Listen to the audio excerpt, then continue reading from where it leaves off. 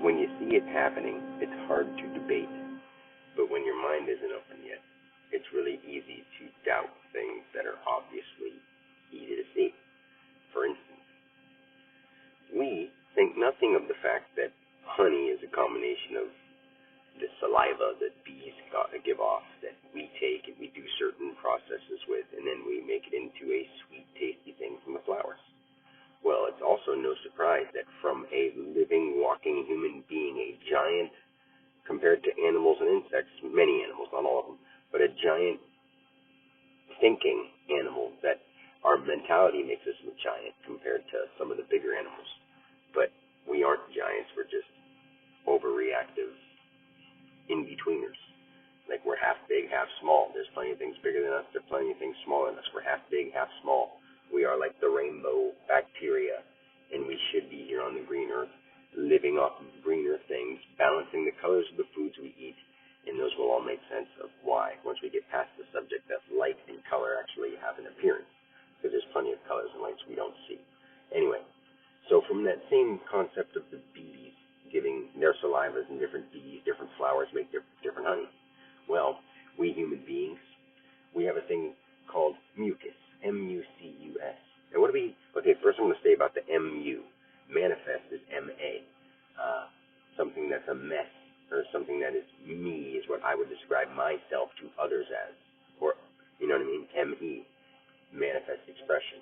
M-I is identified with the center. Like, that's 1 minute, one miniature, like Mickey and stuff like that. Like, you'll see what I mean. And you'll know what I mean by the time you hear this message, because I'm already making my alphabet videos. M-O is something that's ongoing. It's like manifest, ongoing, movement. Something that's sound, movement, ongoing is smooth. You know, a smooth sound, or O-O is like ongoing. Either on top of itself or outside itself, like wheels and groove and smooth, and it's on itself usually. But anyway, then on to M-U. M-U is like either unanimous or a unit. So it can be of your nature. When we go and talk up like that, we have living spirit memory in our water, in our DNA, in all the stuff we have, all the cells, just like a tree can communicate with other trees through the ground and the roots. Well, we have that stuff that's non-word. You can't really use words to explain this, but I'm trying to, and it's showing just the verbal side of it, but not the technical, in the ground, what's going on with everything in the spirit, in the air that we're in the, like, if you think about worms, can usually only stay in their barriers of ground and soil and up to the grass, unless a person takes them out and moves them around and throws them in the water. That's why the fish feed off the worms, but we'll see. I'll show you something else different. The fish, they're in a barrier of water, unless we take them out and move them in a water bucket to another place where there's water. Well, we aren't confined to just the land. We can dig into the ground. We can fly into the sky. We can even go into space where other birds can't go. So it's like, that's all mental stuff. You have to understand that none of this is truly happening underneath the light spectrum that we are. But as a human form, of course, it's truly happening, because we have to be dimensional beings of a higher essence to experience those in their entirety. We can actually relay the messages as human beings, because those higher dimensions of light beings aren't any higher than lower dimensions of dark beings. They're just lower in spectrum. They're specters. They're lower in color. It's nothing like that. It's not a big deal at all. There's nothing scary except for your fear of the dark. Like if a mosquito or something, if you're out in the sun and you see a mosquito's biting you on your arm and you're like, ow, that hurts, it was just a mosquito, something like that, or it's daytime. But if you don't know and something bites you and you don't see it and it's in the dark, it scares you a lot more. So just use that scenario of that for the idea of light and dark. You hear a noise in the daytime, if you can see it, it will scare you. That same noise could terrify you in the dark if you didn't know what it was. So back to the mucus. Okay, when we are a living, walking thing like fungus and stuff like that, okay, we are a living, walking thing. We can spit, we can sweat, which we do. We sweat, we urinate, we spit, we shit. And that stuff is communication back to the earth. When we spit into the ground with our big, heavy mucus, that will be a slug. Whether you believe it or not, I know. It's just think about it. We drink, or we put honey on our stuff, which is the saliva of bees mixed with other things from nature, the particles of the flowers and nectars and things like that. But we also have pieces of plant in us, pieces of mineral in us through the plant, water, that kind of stuff through us.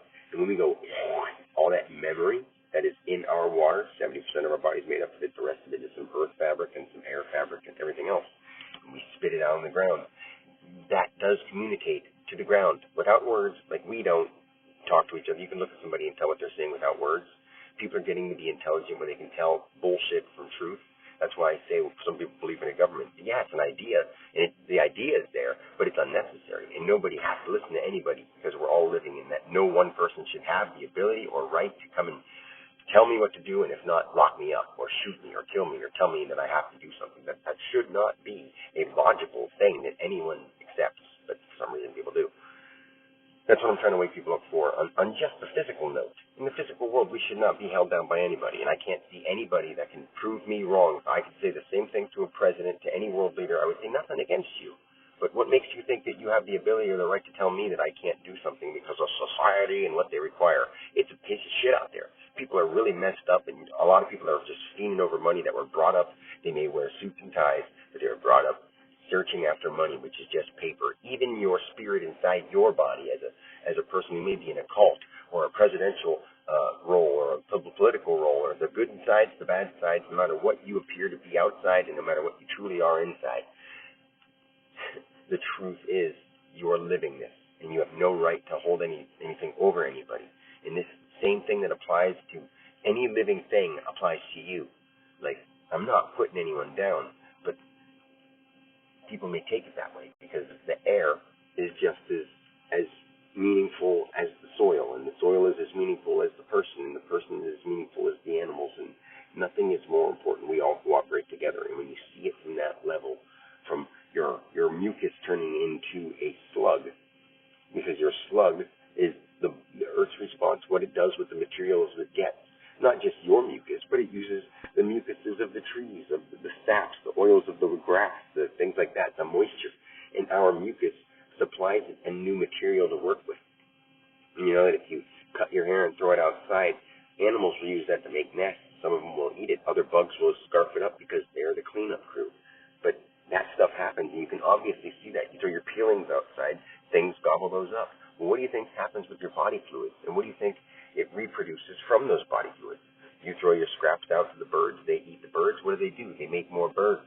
They use the memory of that essence, or the essence of that food, the juice, the life source, the light, the dark mixed together. Jesus on earth, that kind of thing. The Christ, okay, the light part.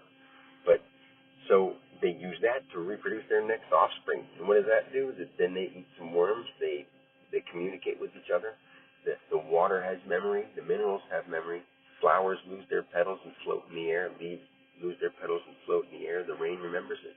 It changes things' colors, and there's not too many butterflies that are green winged. Not many, but there are some, few.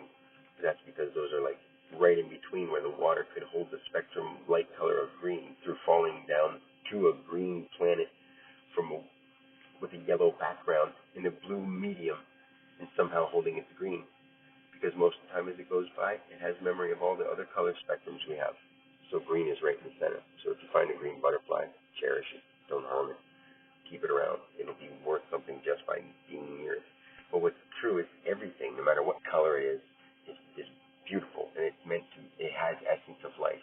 It may not have a magical power here on Earth, but Earth does have things that unlock magical powers.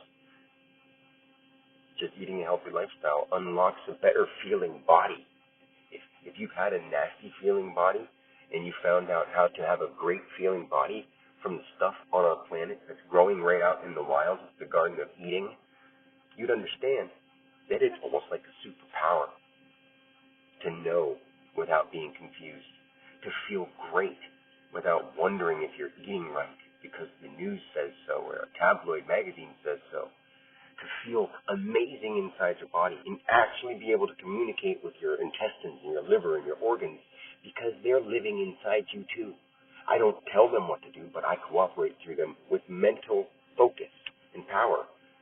The intestines inside your body are just like a very skin-covered, intelligent worm. Definitely. Inside your moving water earth body. That's why they're so absorbed. Our body is 70% water. The worms are water mostly. What do you think they do when we eat them and they combine together and keep growing and growing and growing? You see when you chop the worm in half, it keeps growing. If you do something and a piece of your intestine comes off in your lining and you have to poop it out, guess what happens? Your stomach can create more and grow it and replace it, just like a worm. And it does. And what people don't understand is going on inside us, outside us, everywhere. As above, so below. Everywhere. Everywhere. God didn't speak to me in a book. God spoke to me in truth, in me. In me. So what God really is, not just the sound, the light sparks that happen in that being. That is the great thing that allows all things to happen. On earth. On other places, it's other names. It's right here on earth, we call it other things because we talk about other places, which is the memory of air, water, and the minerals. All the minerals, all the elements. They hold the memory. We put memory cards in our phones that are plastic covering metal. We know that water holds a lot of memory. Well, what do you think this ground is?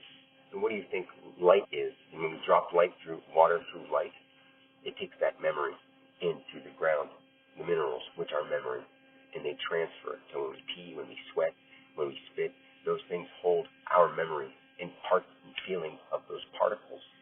The more you influence them with good feelings, the more they're going to be good. The more you influence them with bad feelings, the more they're going to be bad. And that will start representing in the world. The more people that think negatively, over time, scared, plants ate people, plants killed people, plants did that. Plants are starting to heal people because people are starting to understand that we are plants.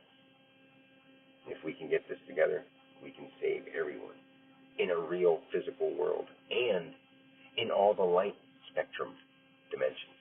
What's weird is when I talk about understanding the higher dimensions, I've been to the infinite dimension that has no name, sound, light, or color. I've been there. I know how everything was made, but there are no words for a person to explain it. If an ant can't explain it, or a deer can't explain it, or a monkey can't explain it, or a gorilla can't explain it, what makes anyone in their right mind, no matter how much of a genius they claim to be, think that a human being is going to be able to explain it? Yes, we are a gift of the in-between of earth, light, spirit, and death, whatever we call it, things that grow and things that die, and we are the epitome of intelligence represented within it. But none of us will ever have the right language to word it to each other, because each other has a mind to distinguish other language, and they'll have to debate it, and most people say the same thing in different ways. What's happening right now is each one of us is the livingness, the essence, the life spirit itself, God, talking in different ways. The plants talk differently, the trees talk differently, the apes and gorillas talk differently, the fish talk differently. Each one of our different races and cultures talk differently. Each one of us amongst ourselves talk differently within our families. Think about it. It's not something I'm just making up to sound cool. I'm just trying to help people so they don't distort their life the rest of the time by doing something other people tell them to do and not using their own mind. Go back to the earth because that's where you're from. Go back to Mother Earth.